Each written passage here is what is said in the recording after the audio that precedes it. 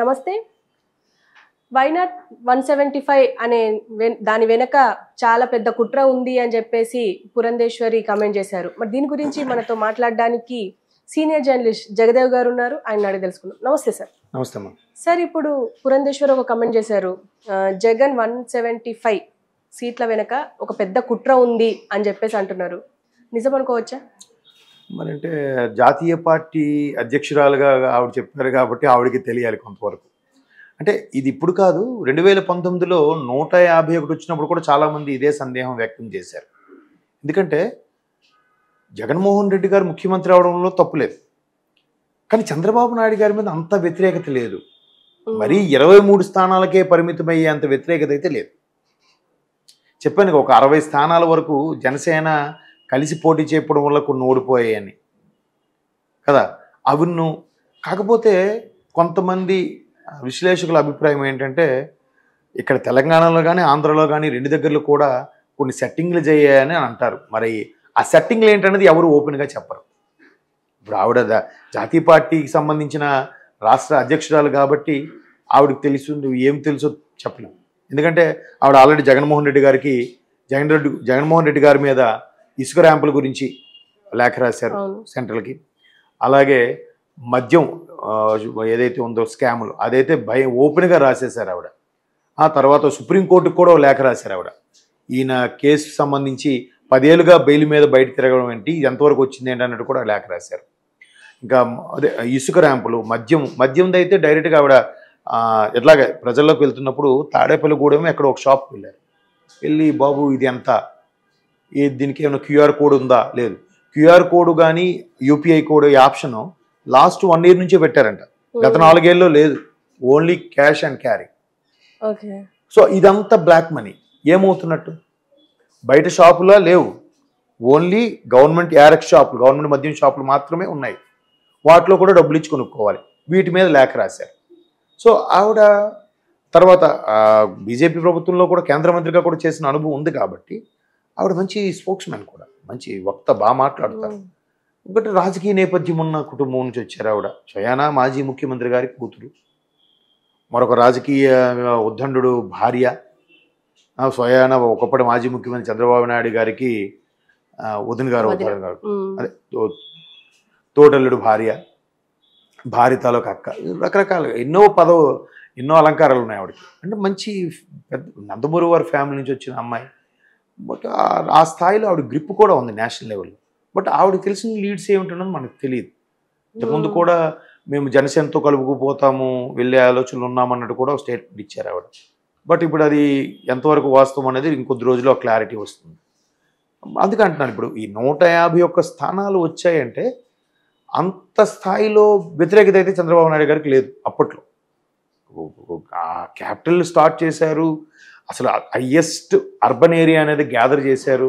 అది కూడా రైతులకు కొంత ఒప్పందం ఒప్పించి ఎంత ల్యాండ్ ఎక్విజిషన్ అనేది చాలా రికార్డ్ అంట. అది ఒకసారి నాకు కూడా తెలియదు. కేటీఆర్ గారు ఒక స్పీచ్లో కూడా చెప్పారు, ఇప్పటి వరకు వరల్డ్లోనే highest urban area land pooling acquisition ఆ క్రెడిట్ అమరావతి చంద్రబాబు నాయుడుకే. అది ఇప్పుడు అవ్వలేదు కాబట్టి capital, next highest urban area హైదరాబాదే వస్తుంది అని చెప్పారు ఆయన. అంటే అంత చాకచక్యంగా ఎవరికి పూర్తి స్థాయిలో అమౌంట్ ఇవ్వకుండా మీకు ఉద్యోగాలు ఇస్తామో, లేదంటే మీకు భూమికి సరైన విలువను కట్టిస్తామో, లేదా దీని ద్వారా అభివృద్ధి అయినప్పుడు మీరు దీంట్లో భాగస్వామ్యం అవుతారనో, మొత్తానికి ఆయన ఏదో ఒప్పించి ఆ ల్యాండ్ ఎక్విజిషన్ చేశారు. అంత ల్యాండ్ని ఎవరు ఇస్తారమ్మా? అది ఎంత టాలెంట్ ఉండాలి అలా ఒప్పించగలగాలంటే. అలా ఒప్పుకున్నారు కాబట్టి ఈరోజు రైతులు సఫర్ అవుతున్నారు కాబట్టి వాళ్ళు ఇక్కడికి ధర్నా చేస్తున్నారు కదా. రాష్ట్ర వ్యాప్తంగా తిరుగుతున్నారు. తిరుపతి వెళ్ళారు కాలినడకన, ఇటు శ్రీకాకుళం నుంచి అటు చిత్తూరు వరకు తిరుగుతూనే ఉన్నారు. వాళ్ళు ఇంకా అమర నిరాహార దీక్షలు చేస్తూనే ఉన్నారు అమరావతి రైతులందరూ కూడా. అలాగే నిజంగా వాళ్ళకి కానీ అన్యాయం జరుగుంటే చంద్రబాబు నాయుడు మీద కదా కేసు వేసి ఉండారు, చంద్రబాబు నాయుడు మీద కదా ధర్నా చేసి ఉండాలి. కాదు కదా, ప్రస్తుత ప్రభుత్వం మీద చేస్తున్నారు. సో ఇవన్నిటి మీద రకమైన చర్చ జరిగితే, డీప్కి వెళ్తే చాలా జరిగాయి, చాలా మతలబులు ఉన్నాయి, కొన్ని మ్యానిపులేషన్ చేశారనే రకరకాల వార్తలు వస్తున్నాయి. దాంట్లో వాస్తవం తెలియదు, ఎవరి దగ్గర ప్రూఫ్ లేదు. ఇది ఎప్పుడు కొన్నాళ్ళకి బయటకు వస్తుంది.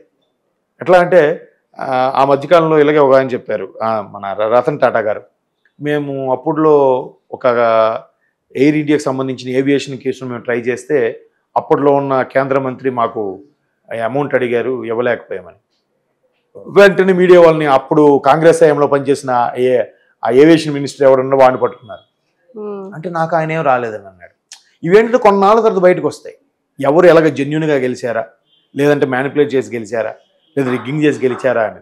సో అలాగా ఈవిడ అన్ని దాంట్లో ఈవిడికి ఏదో సెంట్రల్ స్థాయి, ఇప్పుడు సామాన్యుడికే అరే ఇట్లా ఉందట్రా అట్లా ఉందట్రా అనుకున్న నేపథ్యంలో ఆ స్థాయిలో ఉన్న వ్యక్తికి ఎందుకు తెలియకుండా ఉంటాయి? కొన్ని కొన్ని లీడ్స్ తెలుస్తాయి.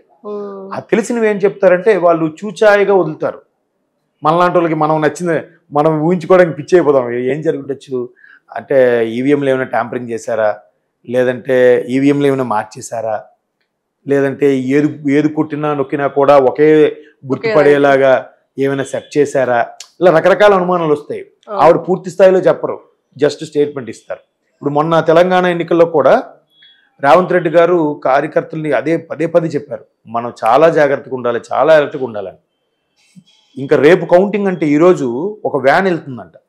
ఆ వ్యాన్ ఏంటనేది కొంతమంది కాంగ్రెస్ కార్యకర్తలు వెంబడించారు.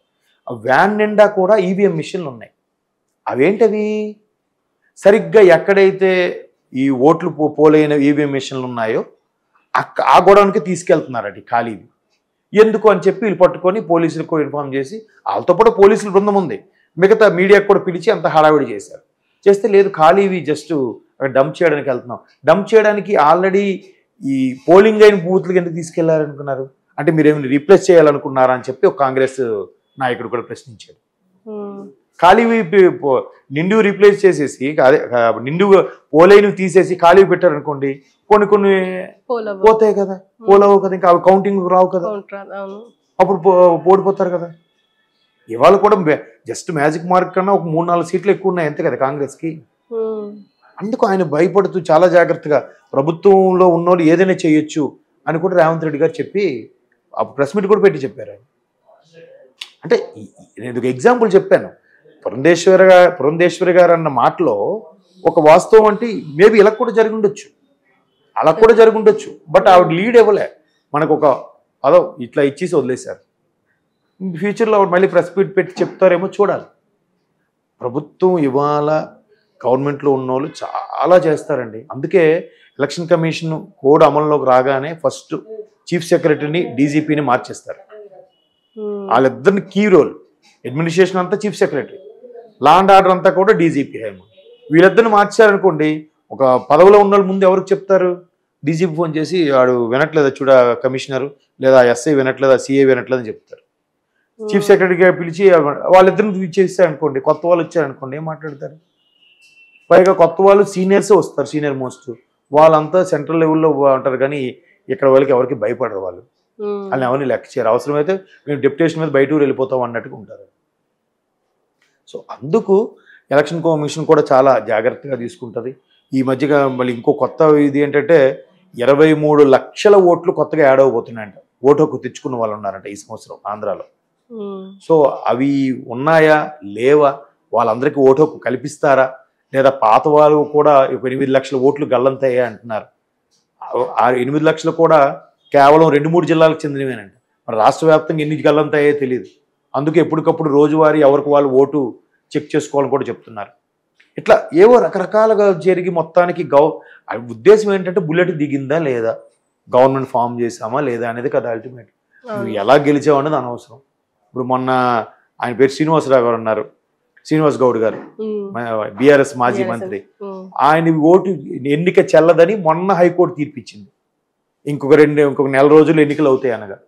ఇంకెందుకండి, ముందేది గెలిచాడుగా, 5 ఏళ్ళు అనుభవించేశాడుగా మంత్రిగా. ఇప్పుడు ఆయన ఓటు చెల్లదంటే మళ్ళీ ఇన్స్టే తెచ్చుకున్నాడు. ఇంకెందుకు?